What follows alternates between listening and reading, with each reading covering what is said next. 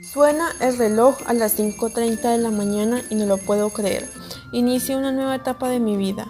Hoy el día tan anhelado por todos mis amigos, conocidos y familiares por fin ha llegado.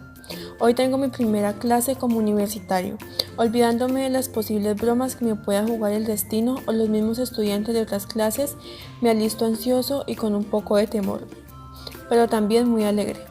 Cuando me dispongo a salir de mi habitación me recibe mi madre con una sonrisa invaluable. Me da los buenos días y me sorprende con mi desayuno favorito. Unos minutos después salgo de mi casa con el tiempo suficiente para llegar a mi primera clase como estudiante de psicología. Claro, algo olvidadizo, reviso mi horario para asegurarme de entrar a la clase correcta. Y sí, no estaba equivocado. Salón 302, clase de enfoque y tendencia en psicología diferencial, haciéndome tantos interrogantes sobre cómo será ese primer día y, entusiasmado para iniciar una nueva etapa, me dirijo a la universidad.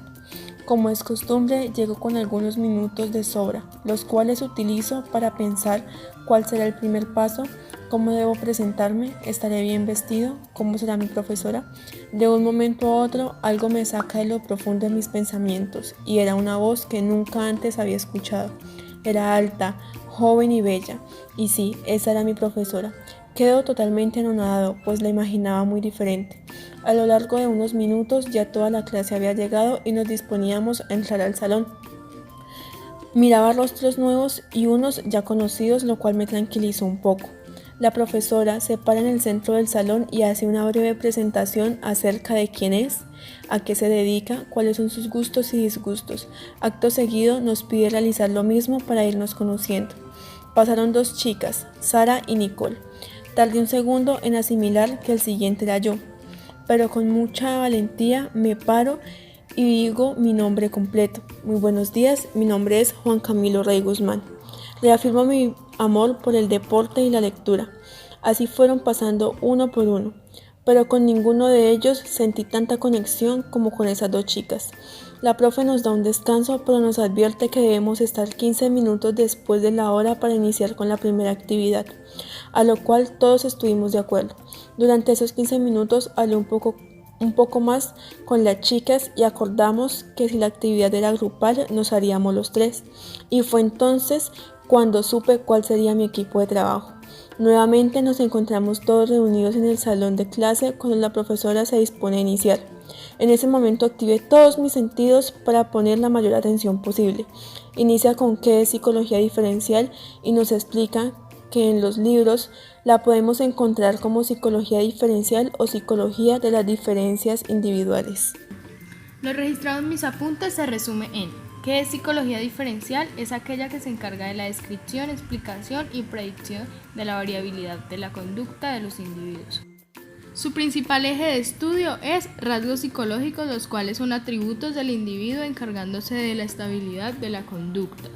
Se reconoce en tres periodos: presaberes, precientífico y científico. En ese instante ya tenía demasiadas dudas y estas incrementaron cuando acabó la clase y ella nos dice que realicemos grupos de 3 para realizar la consulta, en la cual debíamos aclarar qué son atributos, personalidad, autores de la psicología diferencial, hechos más importantes. En pocas palabras debíamos investigar todo sobre esta rama de la psicología. Con todo anotado, quedé con las chicas de vernos al día siguiente en la biblioteca en horas de la tarde. Día siguiente en la biblioteca. Nicole logró encontrar los antecedentes de la psicología diferencial. Sara se encargó del desarrollo de la psicología diferencial y por último logré encontrar cómo se originó y cuál ha sido su construcción. Cada uno estuvo sumergido en su libro por un par de horas. Cuando acabamos decidimos contarnos lo que habíamos encontrado. Nicole: imaginen, encontré un poco de cosas muy interesantes, como que hasta el Renacimiento las diferencias individuales eran algo consustancial, es decir, que las diferencias individuales eran únicamente marcadas en el cuerpo de cada individuo. Durante la época del Renacimiento, el hombre comienza a ser tratado de una forma más real y existencial. En la Ilustración se consolida una visión del hombre dualista. Se inicia un análisis biológico naturalista del mismo. En el romanticismo se descarta la visión teológica del hombre y su conducta. En el siglo XIX se centraliza el estudio de las diferencias individuales en las ciencias. Durante esta época, disciplinas como la medicina, estadística, historia y fisiología jugaron un papel importante en el avance de lo que hoy conocemos como diferencias individuales. Sara, creo que lo que encontré complementa muy bien con lo que Nicole tiene. En mi libro apareció que la psicología diferencial surgió a finales del siglo XIX. Esta psicología se ha constituido a partir de comparativos. Se ha dividido en 3 periodos. Presaberes. Lo más importante de esta época es la teoría de los humores. Propuesta por Hipócrates, esta afirma que esta teoría expresa que el cuerpo humano se compone de 4 sustancias básicas conocidas como humores, aunque se refiere a líquidos, y que se debe mantener un perfecto equilibrio entre estos para evitar todo tipo de enfermedades, tanto de cuerpo como de espíritu. Los humores fueron identificados como bilis negra, bilis amarilla, flema y sangre. Había una estrecha relación entre los humores y los 4 elementos: fuego, aire, agua y tierra. Para Homero, siglo 9 a 8 a.C., no todas las personas eran dignas de alcanzar la inmortalidad, tan solo aquellos guerreros que habían mostrado su capacidad en el campo de batalla. Por tanto, la vida eterna podría ser alcanzada tan solo por unos pocos afortunados. Platón, año 427 a 347 a.C., fue el primer pensador que intentó ofrecer una explicación a la pregunta sobre el origen de nuestras maneras de comportarnos. Para Aristóteles, del año 384 a 322 a.C., la inteligencia estaba fundamentalmente basada en la rapidez de comprensión y entendimiento, lo que ya apuntaba hacia la relevancia de la velocidad de los procesos mentales. El periodo precientífico se inicia en el siglo IV a.C. y llega hasta el año 1850. En el siglo XVII fue testigo de una revolución científica que trajo consigo profundos cambios en las concepciones de la naturaleza y la sociedad humana. Descartes, año 1596 a 1650, adoptó el método de la duda radical, desembocó en el interés por la psicología como el estudio de la conciencia. Hobbes, año 1588 a 1679, distinguió entre las habilidades naturales que se desarrollan por el uso y la experiencia. Periodo científico. Empieza a mediados del siglo XIX y se divide en 4 etapas. Del año 1850 a 1910, surgimiento y definición de una nueva disciplina. Del año 1910 a 1950, desarrollo y configuración de la psicología diferencial. 1950-1970 la psicometría se vuelve autónoma y comienzan nuevas investigaciones de la psicología de diferencias. Año 1970 se inicia un nuevo auge del estudio del hombre, sus atributos y comportamientos determinados. Juan Camilo. Chicas, está muy interesante todo lo que me cuentan. Diría que la tarea está lista, pero encontré a quienes se le atribuye esta disciplina y los avances en su actualidad. La teoría evolucionista de Charles Darwin, del año 1809 a 1882. La obra de Darwin fue una revolución metodológica al vincular el psiquismo humano con las ciencias biológicas. Con Darwin, el estudio de las diferencias individuales pasa a constituirse en elemento básico de un sistema teórico y hace que sean consideradas el auténtico motor de la evolución de la naturaleza, derivando en la constitución de la psicología de las diferencias individuales. El concepto de adaptación al ambiente planteará a los psicólogos cuestiones acerca del tiempo de relación existente entre el entorno de sus demandas y el ser humano, así como en relación con las consecuencias de dicho intercambio. Sir Francis Galton, año 1822 a 1911. La vida de Galton puede dividirse en 3 periodos. Año 1844 a 1864, dedicación a estudios geográficos y meteorológicos. Del año 1865 a 1899, estudios sobre la herencia de las diferencias individuales. Del año 1900 a 1911, investigación, desarrollo de la aplicación de las leyes biológicas de la herencia y el perfeccionamiento de la especie humana. Eugenesia. Fue la figura más emblemática de la actitud evolucionista. Algunos le consideran el fundador de la psicología diferencial. Principales aportaciones de Galton. Las aportaciones de Galton configuran la estructura y el ámbito de la psicología diferencial clásica.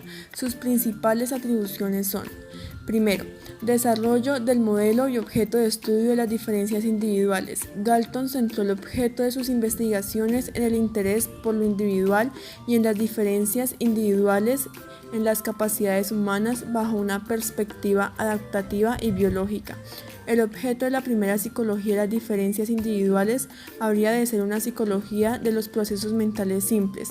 Paralelamente, el conocimiento de las diferencias individuales vendrá dado por un análisis de las respuestas o ejecuciones en tareas simples. 2.